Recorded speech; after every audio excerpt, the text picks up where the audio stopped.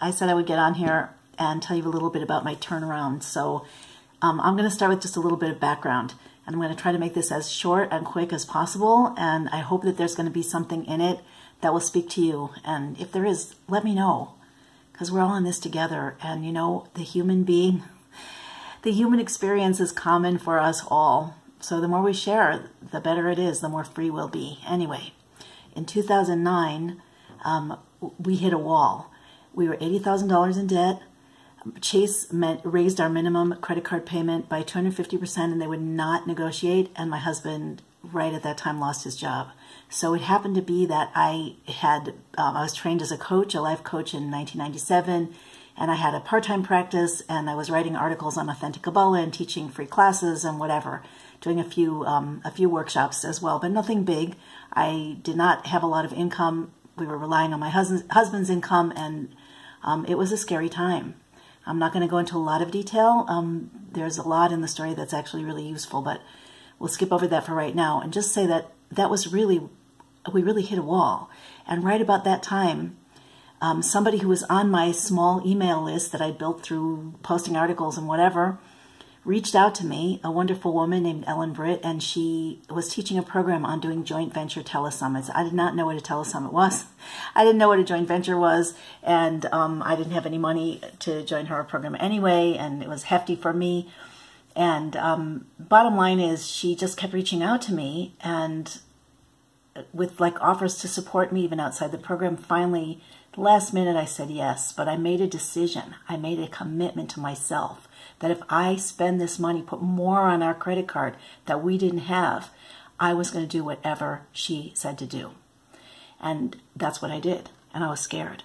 And the first time that I had to reach out to a potential speaker who I heard about online, or, you know, somebody who wrote books, who was well known, I was like overwhelmed with doubt. Like, why would this person say yes to me? Who am I? I've never done this before. I've never done an interview, nothing.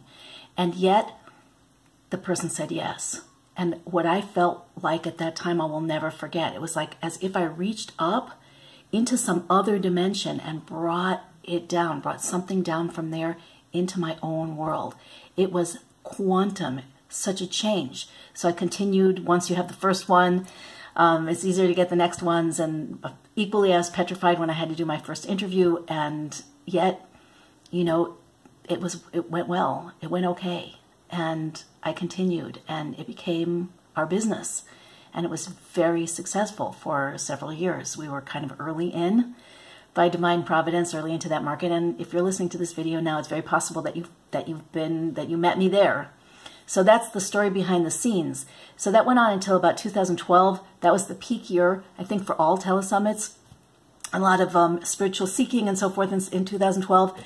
And it was so good. Plus I was listening, I was dialoguing with these healers and authors, and I was really into it, you know, serious about everything that they were talking about and learning. And I, you know, was doing healing myself. And I was just in an amazing place. And we decided that we could, you know, emotionally, spiritually, financially, that we could leap into one of our other long-term dreams, which was to move to Israel. So we made that move. It seemed like all of a sudden, with 4 of our kids and my mom who had dementia and our dog, the Akita, Belle. Maybe I'll show you her in a future video. Anyway, I hit another wall. It was horribly hard when we got here. My mom got much worse.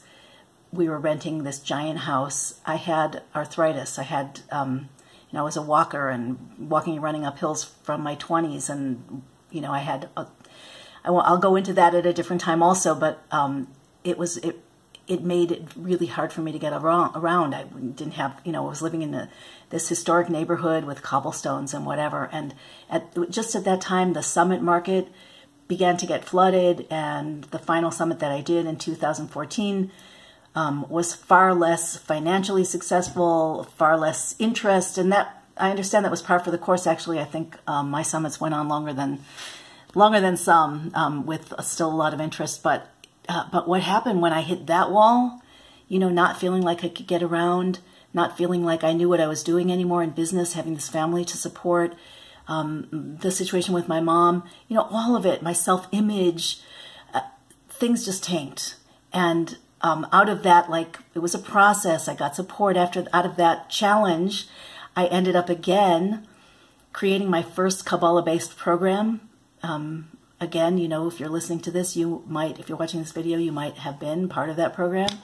It was wonderful, and people really shifted, and I was like thrilled. And then people asked me for more, and we went on to a learning-based program. But then again, I went into self-doubt and fear, and I didn't know what to do after that, and just another wall.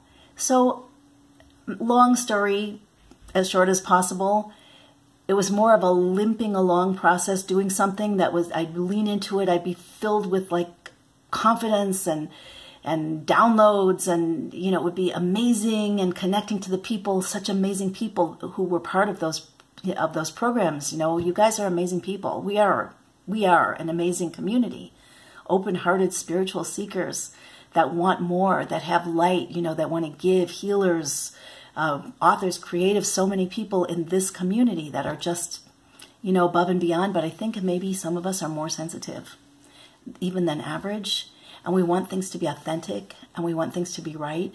And I think in some ways that's our most beautiful part. In some ways it gets in the way. Anyway, it has for me.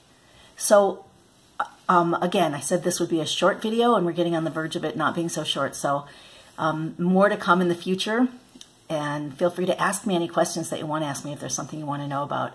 But the bottom line is that the more I didn't lean into my full potential because of those times of feeling confused or discouraged or whatever we all end up feeling at times, the more I didn't lean into my potential, the more I didn't feel like I could, the more my energy sort of closed down. And only in the last, I would say, 2 months, there were a few circumstances, a few different things that happened, encounters with people, you know, conversations I had, opportunities that came up, that I finally realized that I, in a sense, had given up on myself, and that it was because of thoughts, feelings, beliefs, ideas, not even that I was conscious of really, but that were somehow like a program, were running my mind. And you know, the heart follows the mind. Kabbalah says that. It's an automatic.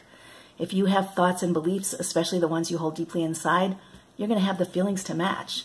And if you believe that you can't for some reason, or if you don't do it exactly right, it's not going to be okay, or you won't be safe, or, you know, whatever those things are that we have that mostly aren't even rational, mostly aren't even conscious, but the heart hears it and then generates emotions. And those emotions can be really, really intense, and they can shut us down. So when I realized, and I'm about to conclude here, when I realized, like really saw, and I'm so grateful that I did, just within the last couple of months, even, you know, within the last few weeks was like the real turnaround point, where I saw in such, sorry, I don't mean to cover my face, I saw in such a deep, powerful way how what I had almost given up on, what I wasn't offering to the world, what I wasn't embracing for myself, for my family, for everyone that, you know, I'm meant to be connected to, is meant to be connected to me. I just sat and looked at that in kind of shock, you know. It's not the way I saw myself. I don't see myself as a person who gives up. I see myself as a person who's committed, you know, passionately committed to personal and spiritual growth, to my purpose and mission to bring Torah and Geula consciousness into the world, whatever it is, you know, healing, transformation. And yet, you know, I saw. And sometimes seeing, sometimes it's the best gift that you can have. Because when we aren't conscious of something, we have no choice. Once we see something, you know, I used to tell my students a lot, consciousness equals choice. So I became conscious of what was going on, and I had a choice, and I made the choice. And that's why I am here making this video for you. And I'll end with this, just, you know, giving you a shout out if anything that I'm saying resonates with you, or if you'd like to share with me, maybe as a statement for yourself, you know, as a renewal for yourself, what it is that what wall you've hit, what you may have given up on. just hit reply and let me know what's going on for you. And we're in it together. So till next time, sending lots and lots of love from Jerusalem.